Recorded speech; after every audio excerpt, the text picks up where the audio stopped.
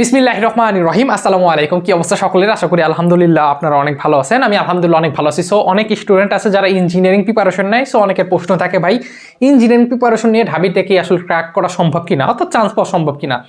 So এখানে অনেক category student থাকে। ফার্স্ট অফ অল অনেক স্টুডেন্ট এরকম থাকে যে বাড়ির প্রেশারে, যেটা আমি অনেক স্টুডেন্টের সঙ্গে কথা বলছি, বিশ্বাস করেন তার ইচ্ছা নাই ইঞ্জিনিয়ারিং প্রিপারেশন নেওয়া, কিন্তু বাসা বলছে ইঞ্জিনিয়ারিং প্রিপারেশন নেও, ইঞ্জিনিয়ারিং প্রিপারেশন নিলে তো মেডিকেলেও চান্স হয়, ইঞ্জিনিয়ারিং প্রিপারেশন নিলে ভার্সিটিও চান্স হয়। শোনেন না যে বুয়েটে যে প্রথম হয়েছে সে মেডিকেলেও চান্স পাইছে, ডিএমসিতে তার পজিশন 112তম হয়েছে, সে ঢাবিতেও ক্র্যাক করছে।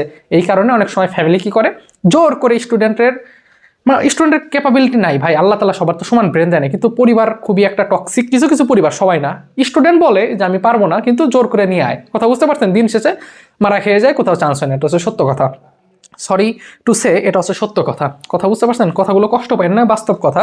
আমি তো ধরেন টুকটাক আলহামদুলিল্লাহ অনেকের সঙ্গে কথাবার্তা বলি, এরকম অনেকেই বলে যে ভাই আমি প্রিপারেশন নিতে চাচ্ছি একটা, আমি আমার কথা বলে আমি একটা মেয়েকে পড়াইতাম। কথা বুঝছেন? মেয়ের জীবনে ইচ্ছা নাই যে ডাক্তারি পড়ানো, তার বাপের হিউজ পরিমাণ টাকা আছে, ওর কথা হলো যে প্রাইভেটে হইলেও তার মেয়েকে ডাক্তারি পড়াবে।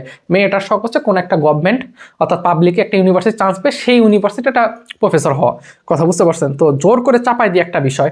তো আমি আপনাদের উদ্দেশ্যে বলবো যে আসলে চান্স পাওয়া সম্ভব কিনা। দেখেন, চান্স পাওয়া সম্ভব বলতে কি, সব কিছু তো আসলে জোর খাটাই হয় না। যে সকল স্টুডেন্ট আসলে ইঞ্জিনিয়ারিং প্রিপারেশন নেয়, দেখেন যে সকল স্টুডেন্ট কি করে ইঞ্জিনিয়ারিং প্রিপারেশন নেয়, তাদের একটা বড় সুবিধাটা কি জানেন? বর্তমানে তাদের সবচেয়ে বড় একটা সুবিধা হচ্ছে রিটেন পার্টে তারা আলহামদুলিল্লাহ অনেক ভালো করে। কথা বুঝতে পারছেন? কিন্তু তাদের এমসিকিউতে আসলে অনেক ধরা খেয়ে যায়।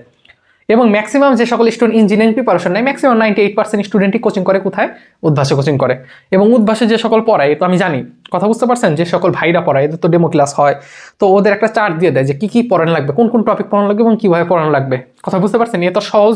আপনারা ইন্টারে যে ওরা ম্যাথগুলো করাইছে, যে টাইপের রিটেন করায়, ইঞ্জিনিয়ারিং কিন্তু এই টাইপের রিটেন করায় না, অনেক ডিপে ঢোকার চেষ্টা করে। তো সকল স্টুডেন্ট কিন্তু এই জিনিসগুলো মাথায় নিতে পারে না।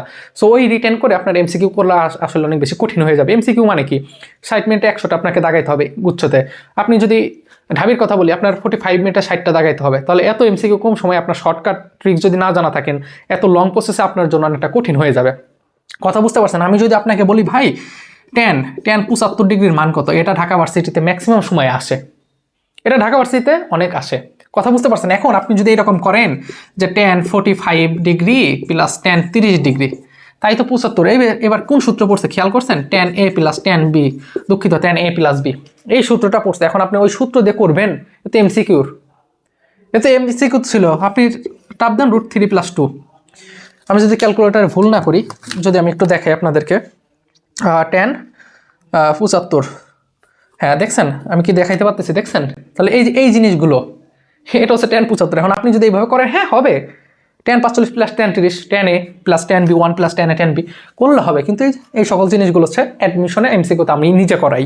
কথা বুঝতে পারছেন? শর্টকাট ট্রিক্স না জানলে হবে না। এই জিনিসটা 75 আপনার মনে আছে, এই জিনিসটা এত, এই জিনিসটা লং প্রসেস অনেক বড় না। সো আমি বলবো যে আসলে অনেস্টলি যে জিনিসটা আসলে অনেকটা টাফ হয়ে যায়, হ্যাঁ ওই সকল স্টুডেন্টের জন্য। আর যে সকল স্টুডেন্টকে পুরো লেভেলের, ওদের আসলে ওরা আমার ভিডিও কখনো দেখবে না। যারা এই ভিডিওতে ক্লিক করছে, যাদের ইঞ্জিনিয়ারিং প্রিপারেশন, তাদের অবস্থা খুবই করুন, এটা আমার কাছে মনে হয়। আর যে সকল পোলাপানি যে পুরো লেভেলের, ওদের হয়ে যায়, ওদের মেডিকেলও হয়, ওদের বুয়েটও হয়, ওদের ঢাবি হয়, ওরা আমার ভিডিও দেখবে না। আর যাদের হয় না, আমি তাদের উদ্দেশ্যে বলবো যে এখনও সময় পাচ্ছেন 20 দিন। ইতিমধ্যে আমি যে ভিডিওটা করতেছি, আজকে হচ্ছে আপনাদের বুয়েটের প্রিলিমিনারি পরীক্ষাটা ছিল। তো স্বাভাবিকভাবে অনেক স্টুডেন্টের হবে না, রেজাল্ট হয়তো বা কিছু দিনের ভিতরে দিয়ে দিবে, ওই দিন 4 থেকে 5 দিনের ভিতর দিয়ে দিবে। এর ভিতর আপনাদের আবার যাদের প্রিলিমিনারিতে টিকবেন, তাদের আবার রিটেন পরীক্ষা দেওয়া লাগবে। তো এর ভিতরে রিটেন থেকেও তো অনেকে বাদ যাবে। সো তাদের উদ্দেশ্যে বলবো, আপনার স্ক্রিনে দেখতে পাচ্ছেন আমার একটা কোর্স আছে, যেটা শর্টকাট ট্রিক্সের কোর্স, এবং অল্প কিছু দিনের, হ্যাঁ, এবং একটা মাত্র ক্লাস। প্রত্যেকটা আমাদের ডিউরেশন বেশি না ভাই, 45 থেকে 50 মিনিট, সর্বোচ্চ 40 মিনিটের ক্লাস। প্রথমে আমি আপনাদের কনসেপ্টটা বুঝাই যে ঢাকা ভার্সিটি কোন টাইপের থেকে বেশি আসছে। সব বেশি করাই না, কারণ একটা অধ্যায়ের অনেকগুলো টপিক, অনেক টাইপ থাকে, সব করাইলে হবে না। কারণ যে ভার্সিটিতে যত বেশি প্রশ্ন আসে ওটা অ্যানালিসিস করে ওই টাইপটা করাই দিই, এবং এমসিকিউগুলো সলভ করে শর্টকাট ট্রিক শেখাই। আপনারা চাইলে আমার এই কোর্সটা এনরোল করতে পারেন, দেখতে পাচ্ছেন স্ক্রিনে। তো এই হচ্ছে কথা। এখন একটু তাকান, আরও কিছু জিনিস শেখাই। এই যে দেখেন, এখানে একটা আধান আছে, এখানে একটা আধান আছে, ঠিক আছে? ধরলাম যে এটা Q2 আধান, এটা Q1 আধান, এটা প্লাস, এটাও প্লাস ধরলাম। সো আপনাকে বললো যে Q2 আধান থেকে x দূরত্বে বা কোথায় উহার তড়িৎ প্রাবল্য সমান হবে। এখন আপনারা তো ইন্টারে পড়ছেন, কি পড়ছেন? E1 = E2, যে সমান হবে। এখন আপনি বসলেন 1/4 pi epsilon not Q1 by কত, এখান থেকে এইটুক দূরত্ব x, কথা বুঝতে পারছেন? এইটুকু দূরত্ব হচ্ছে টোটাল দূরত্ব ডি, টোটাল দূরত্ব দিয়ে এইটুকু এক্স, তাহলে এইটুকু কত হবে? অবশ্যই ডি মাইনাস এক্স। তার মানে এই যে এইভাবে আপনি করবেন x square equal 1/4 epsilon D minus x, এইভাবে করবেন ভাই। এই করার কি সময় আছে? এত তো বিলাবিলা জিনিস করলে ভাই পারবেন না। এগুলো এমসিকিউ তো আসে, কিন্তু এইবারও আসছে, আপনি দেখেন এই প্রশ্নটা এইচএসসি 23 ব্যাচেরও ঢাবিতে আসছে। তাহলে এগুলো তো দরকার নেই। শর্টকাট সূত্র হচ্ছে এক্স ইকুয়াল ডি রুটেবল 1 কাইট থাকে নিচে, নিচে হচ্ছে Q2 থেকে এক্স দূরত্বে, তাহলে এখানে উপর হবে Q2, নিচে হবে Q1, শেষ। এটা হচ্ছে শর্টকাট, ডি এর মান দেওয়া থাকবে, করে ফেলবেন, হয়ে যাবে। সো এই হচ্ছে শর্টকাট। আর ইঞ্জিনিয়ারিং একটু আলাদা আছে, হ্যাঁ ওই সকল স্টুডেন্টের জন্য ভালো যাদের বেসিক খুব ভালো, কথা বুঝতে পারছেন, ওরা এইসব ধাপ ধাপ করে ফেলতে পারে, ঠিক আছে। আর আপনি যদি মনে করেন যে না আপনার বেসিক ঠিক আছে কিন্তু ইঞ্জিনিয়ারিং কিছু কিছু জিনিস থাকবে আপনাকে যেগুলো খুব দেখার সঙ্গে সঙ্গে আপনাকে পারতে হবে, ধরতে হবে, এল হসপিটাল রুল, এই সকল জিনিস আপনারা জানেন। তো আপনারা দেখতেই পাচ্ছেন, এটা আমার হোয়াটসঅ্যাপ নাম্বার 0175222500809।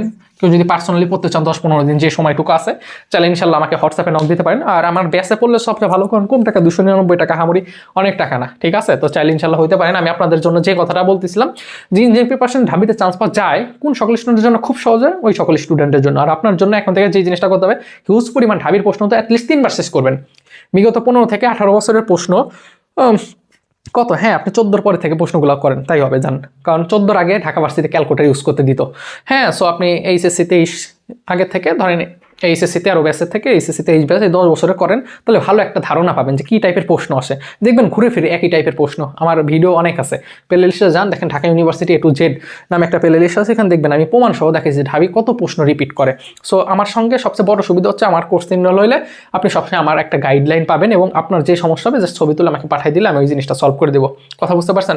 সো আজকে এই পর্যন্তই, কথা হবে অন্য কোনো ভিডিওতে। আপনারা হতাশ হবেন না, পড়াশোনা যেভাবে করতেছেন এই জিনিসটা এইভাবে চালাই যান। কথা বুঝতে পারছেন? তো সবাই ভালো থাকেন, নিজের খেয়াল রাখেন, দেখা হচ্ছে কোর্সে। আসসালামু আলাইকুম।